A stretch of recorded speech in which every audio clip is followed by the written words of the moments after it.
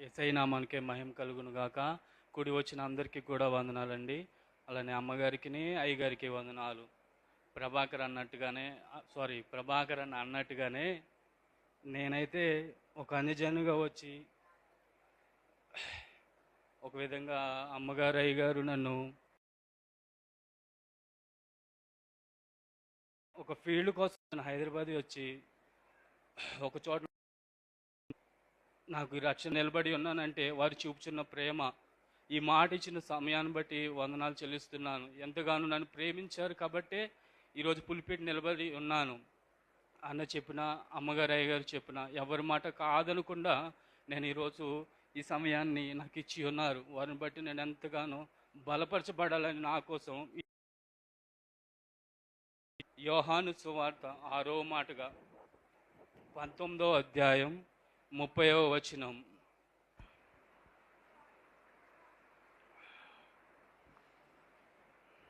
యేసు ఆ చిరక పుచ్చుకొని సమాప్తమైనదని చెప్పి తల వంచి ఆత్మను అప్పగించెను. ఆమేన్. యేసు ఆ చిరక పుచ్చుకొని సమాప్తమైనదని చెప్పి తల వంచి ఆత్మను అప్పగించెను. సమాప్తము అయిందని ఆయన ఆత్మ అప్పగించి ఉన్నాడు. ఆయన వేస్తున్న ఆయన ఒక శబ్దము, భయంకరమైన శబ్దం ఇది. ఒక విధంగా ఒకరి లైఫ్ ఈ రోజుతో ముగించబడింది అని అంటే మనం ఎంతగానో మన సొంత బంధువులైనా, మనకు తెలిసిన స్నేహితులైనా, మన ఇంటిలో వారైనా కానీ ఎవరైనా కానీ ఈ రోజుతోనే వాడి జీవితం ముగిసిపోయింది అంటాం. అలాంటిది ఒక మానవుడి కోసం మనం ఎంతగానో భయపడిపోయి అల్లాడిపోతాం. ఆయన నిజమైన దేవుడు, సర్వశక్తిమంతుడు. ఆయన ఒక గొప్ప కేక వేసి ఆయన విజయంతో ఈ మాట ద్వారా మనలతో మాట్లాడుచున్నాడు. ఆయన సమాప్తం అనగానే ఎవరికైనా ఒక భయం అనేది ఉండాలి దేవుని పట్ల. అట్లనే ఒక బాధ అనేది ఉంటుంది. అట్లనే ఈ మాటకి విజయము అనేది మెయిన్గా సూచిస్తుంది. ఆయన ప్రాణత్యాగం విజయానికి సూచన. ఎంతగానో మనల్ని బలపరుస్తున్నాడు. ఈ రోజు వరకు ఎంతమంది ఉన్నామంటే ఆయన విజయానికి సూచనగా మనం ఉన్నాం. ఎంతగానో ఆయన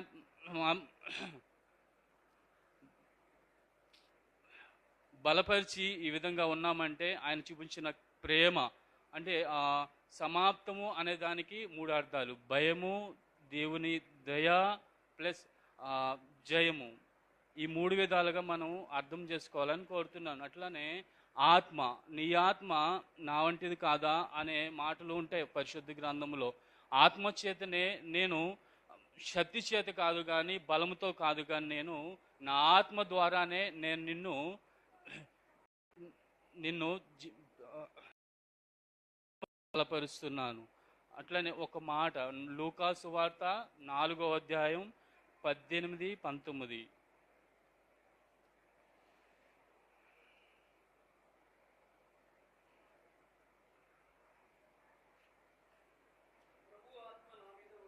ప్రభు ఆత్మ నా మీద ఉన్నది, బీదలకు సువార్త ప్రకటించుటకై ఆయన నన్ను అభిషేకించెను. చెరలోనున్న వారికి విడుదలను, గుడ్డివారికి చూపును ప్రకటించుటకును, నలిగిన వారిని విడిపించుటకును, ప్రభు హితవత్సరము ప్రకటించుటకును ఆయన నన్ను పంపి ఉన్నాడు. ఆయన చూపు లేని వారికి చూపును అనేక విధాలుగా ఈ సమయంలో మనతో మాట్లాడి ఉన్నాడు. ఆయన ఏమంటంట, బీదలకును ఏమీ లేని వారికి సువార్త ప్రకటించుటకై ఆయన విడుదల కొరకును ఈ విధంగా మాట్లాడుతూ వస్తున్నాడు. ఆత్మ లేనివాడు నావాడు కాడు. ఈ విధంగా ఎందుకంటున్నారంటే మనం పరిచర్య నిమిత్తం మనమైతే ఏమాత్రం కూడా చేయట్లేదు. చెప్పాలంటే నేను ఉన్నాను, ఆఫీస్కి వెళ్తున్నా, వస్తున్నా, నా పని నేను చూసుకున్నా, నా ఫ్యామిలీ నాకు చాలు, దట్స్ ఫైన్, అట్లా ఉన్నాను. అసలు విశ్వాసం అన్నది ఎలాగుండాలి అంటే రోమాపత్రిక 10:4, 10వ అధ్యాయం 4వ వచనం.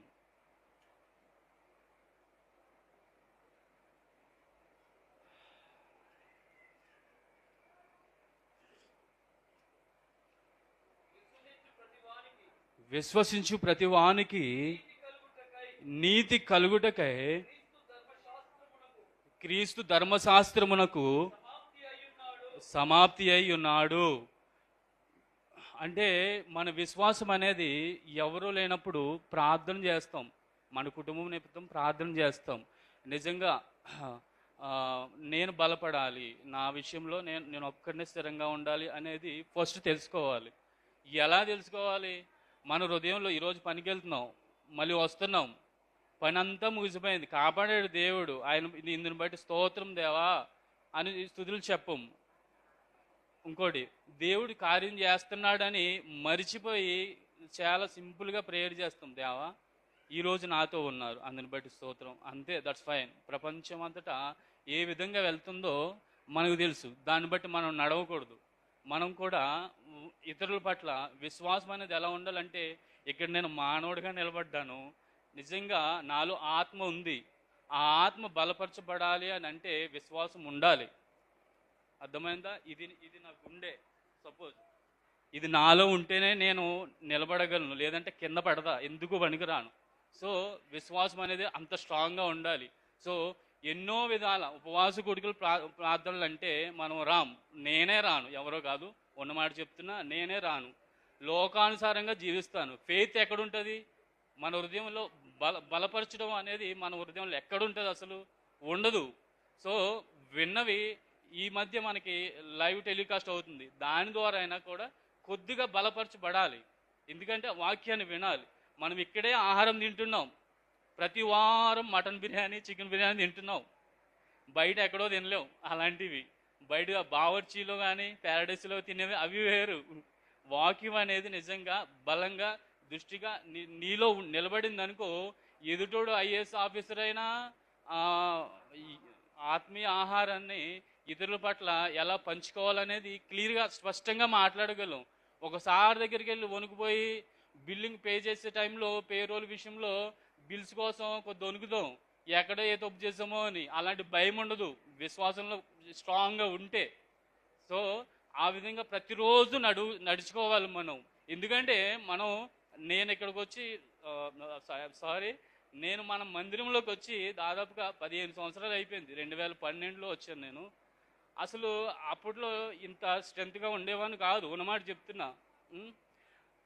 నన్ను నేను బలపరుచుకోవాలంటే అది నా వల్ల కాదు, అర్థమైందా?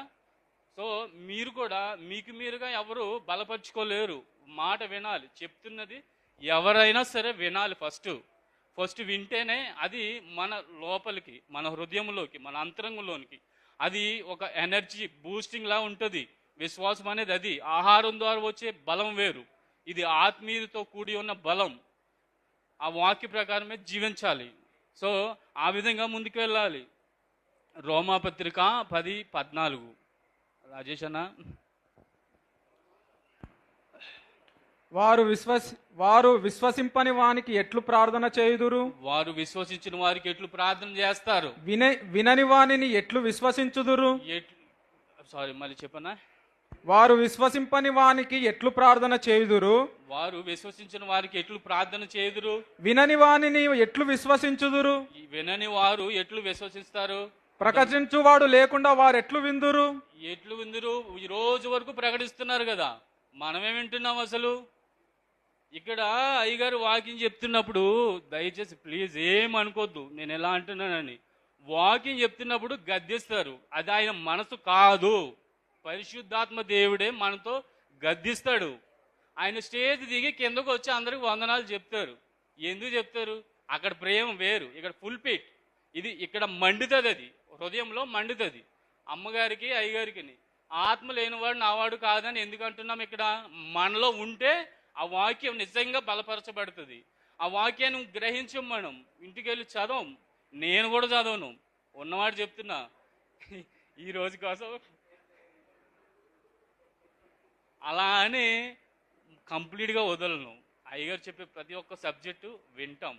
సో దీన్ని బట్టి గ్రహించుకోవాలరా బాయ్. ఈ వారం సండే వచ్చాననుకో, ఈ వారంలో ఎలా ఉండాలిరా బాబు, అయ్యగారు నన్ను ఈ విధంగా మాట్లాడాడు, ఆయన తిట్టాడా, సాల్రా బాబు నన్ను తిట్టాడు, ఆయన ఆత్మ ద్వారా నన్ను గద్దించాడు అనుకోవాలి. అమ్మగారు తిట్టేస్తున్నారని మీరు ఎవ్వరు అలగవద్దు దయచేసి. ఇవి చివరి రాకడి గడియలు. నిజంగా మీలో ఫెయిత్ ఉండాలమ్మా. చిన్న కుమారుని పోలి ఆ హృదయం ఉండాలని చెప్తున్నారు. ఎందుకని? దేవుడు నా కోసం ఏం చేశారంటే మనం ఏం చేయలేదు. అమ్మగారు అయ్యగారు తప్ప మనం అయితే ఏం చేయలేకపోతున్నాం. సో కనీసం ప్రార్థన అనేది ఉండాలి. ప్రతి ఇంట్లో ఉండాలి. మన చిన్న బిడ్డలకు ఉండాలి. వృద్ధాప్యంలో ఉన్నవారు శుభ్రంగా పడుకోవడం కాదు, వాళ్ళు కూడా ప్రార్థనలో నిలకడగా ఉండాలి. సో ఈ విధంగా దేవుడు మాట్లాడుతున్నాడు. అట్లనే కొద్దిగా వణుకు వస్తుంది కానీ చెప్తున్నాను. సాక్ష్య జీవితం కలిగి ఉండాలి. అది ఏ విధంగా అంటే జాన్ 5:36, యోహాను పత్రిక 5:36. నేను చదువుకున్నది 10వ తరగతి, 3 సార్లు ఫెయిల్ అయ్యాను, 3ఓసారి పాస్ అయ్యాను. నేనేం ఇంగ్లీష్ మీడియం కాదు. ఏదో ఆఫీసులో 6 సంవత్సరాలుగా చేస్తున్నాను కాబట్టి చిన్న చిన్న ముక్కలు చెప్తున్నానని ఎవరు ఏమనుకోద్దు. నేను అదేమి పర్మనెంట్ జాబ్ కాదు, గవర్నమెంట్ జాబ్ కాదు, ఇది టెంపరీ. అయినా కానీ నేను ఒక ఆఫీసులో ఒక ఇన్ఛార్జిగా చూస్తారు నన్ను. నేను అంత నమ్మకంగా చేస్తాను. ఒక నెలకి 50,000 ఖర్చు పెడతా, నా అకౌంట్కి వేస్తారు. నేను ఒక పెట్రోల్ బిల్లు తప్ప అంటే చెప్పలేను. ఒక్కొక్క సమయంలో తింటాను, ఉన్నమాట చెప్తున్నా, ఇక్కడ ఉన్నదే చెప్పాలి. సో దాన్ని బట్టి మాత్రమే చెప్తున్నా. ప్లీజ్ అన్నా చదవన్నా. అయితే యోహాను సాక్ష్యము కంటే నాకెక్కువైన సాక్ష్యము కలదు. నాకెక్కువైన సాక్ష్యము కలదు. అదేమనినా నేను నెరవేర్చుటకై తండ్రియే క్రియలను నాకిచ్చియున్నాడో, నేను చేయుచున్న ఆ క్రియలే తండ్రి నన్ను పంపియున్నాడని నన్ను గూర్చి సాక్ష్యం ఇచ్చుచున్నవి. సో యోహాను గారి కంటే ఆయన చేసిన క్రియలు ఏంటండి? గుడ్డివారికి చూపుని చూపడం, అంధకారంలో ఉన్న వారికి విడుదల దయచేయడం, అనేక వ్యభిచారి అయిన స్త్రీని ఆయన విముక్తిని ఇచ్చాడు. ఆయన ఆయన పరిచర్యలో 3.5 సంవత్సరాల పరిచర్యలో నాగన్న ముందని అన్న చెప్పారు, మన అన్న చెప్పారు, అట్లా ప్రభాకర్ అన్న చెప్పారు. నేను చెప్పవలసిన కొన్ని మాటలు. చాలా థ్యాంక్ యూ. ఈ విధంగా ఆయన పరిచర్యలో సాక్ష్యం కలిగి ఉండాలి. మనం నిజంగా రక్షింపబడ్డామంటే మన ఆఫీసులో కానీ, మన తెలిసిన వారి దగ్గర కానీ, ఎనీథింగ్ ఎవరు ఎదురైనా కానీ, ఒక విధంగా ఒక హెల్ప్ విషయంలో రోడ్డు మీద వెళ్ళేవాడు అనేక విధాలుగా మాట్లాడుతున్నా, ఒకరు చీతు అని దవ్వడం మీద కొట్టినా కానీ చెప్పాలి. అంతేగాని తిరిగి కొడితే అది ప్రేమ కాదు, అది సాక్ష్యం కాదు. ఆ విధంగా ఉంది. ఓకే. ఇక్కడ నెక్స్ట్ పాప పరిహారార్థ బలుల విషయమై అసలు యేసయ్య పాత నిబంధన నుంచి క్రొత్త నిబంధన వరకు ఏ విధంగా మాట్లాడారంటే, హెబ్రీయులకు రాసిన పత్రిక 10వ అధ్యాయం 1 నుంచి 7 వచనాల వరకు. ఇక్కడ ఏముంటుందంటే చాలా ధర్మశాస్త్రము రాబోచున్న మేలులు ఛాయగలదే గాని ఆ వస్తువుల నిజస్వరూపము గలది కాదు కనుక ఆ యాజకులు ఏటేటా ఎడతెగకుండా అర్పించు ఒకటే విధమైన బలులు వాటిని తెచ్చువారికి ఎన్నడూనూ సంపూర్ణ సిద్ధి కలగ చేయనేరవు. ఓకేనన్నా. ఈ విధంగా మాట్లాడుతూ కాబట్టి 5వ వచనం అండి.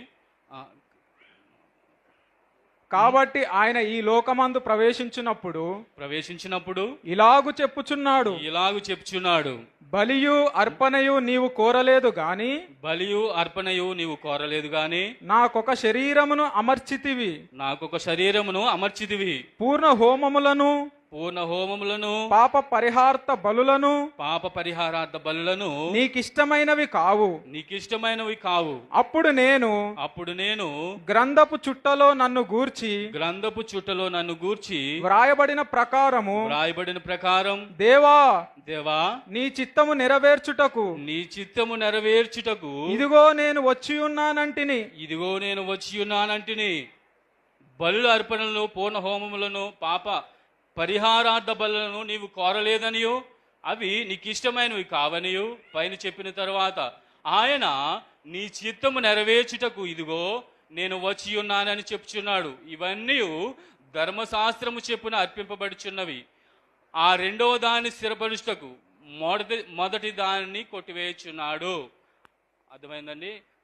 పాత నిబంధన గ్రంథంలో అబ్రహాం గారి దగ్గర నుంచి దాదాపుగా మలాకి వరకు కూడా అనేక బలులు, రక్తము చెందించి, గొర్రెపిల్లల రక్తం చెందించి, పాప పరిహారార్థులు ఆయా నిమిత్తం వాళ్ళు అనేక బలులు అర్పించారు. కానీ మనం విజయం రెండో అర్పణగా ప్రాణమే మన కోసం పెట్టి ఉన్నాడు. ఈ విధంగా బలి నిమిత్తం ఈరోజు మనం ఈ విధంగా ఉన్నామంటే ఆయన చెందించిన రక్తాన్ని బట్టి ఈ విముక్తి అయి ఆయన కోసం మనం ఏమాత్రం కూడా ఆలోచించకుండా కొన్ని విషయాల్లో మనం జాగ్రత్తగా ఉండాలని కోరుకుంటున్నాను. పరిశుద్ధాత్మ నీలో ఉన్నప్పుడు నువ్వు మాట్లాడాలి. ఎవరితోనే చెప్పే విధానంలో కొన్ని మాటలు చెప్తూ ఉండాలి. నీలో ఉంటుంది కదలిక, అయినగా నువ్వు చెప్పవు. అవి తెలుసుకొని ఉంటే మంచిగా ఉంటుంది. ఆయన నీలో ఉన్నాడు అని నిజంగా నువ్వు నమ్మాలి. నమ్మకుండా అపరాధ భావంతో వాక్యం చెప్తున్నప్పుడు, అమ్మగారు అయ్యగారితో చెప్తున్నప్పుడు మనసులో వేరువేరుగా ఉండొద్దు. ఆ వాక్యాన్ని గ్రహించండి. మందిరంలోకి రాగానే హృదయాన్ని లాక్ చేసేయండి ఫస్ట్. అంటే లాక్ చేయమంటే ఇటు నుంచి కొన్ని వస్తాయి, ఇటు నుంచి కొన్ని ఆలోచనలు వస్తాయి.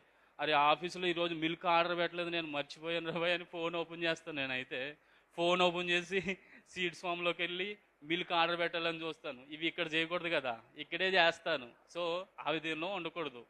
అలాగా ఎనీథింగ్ మందిరంలోకి రాగానే కట్టడి కలిగి ఉండాలి. మన కోసం మమ్మీ డాడీ లాగా అమ్మగారు అయ్యగారు పిఎం కంటే పెద్ద పోస్ట్ చెప్పాలంటే ఒక విధంగా ఇన్ని ఆత్మలు పరిలోకం వెళ్తే ఎంత ఆనందంగా ఉంటుంది. మన అందరం కలిసి ఒకరోజు వెళ్ళాలని కోరుకుంటున్నాను.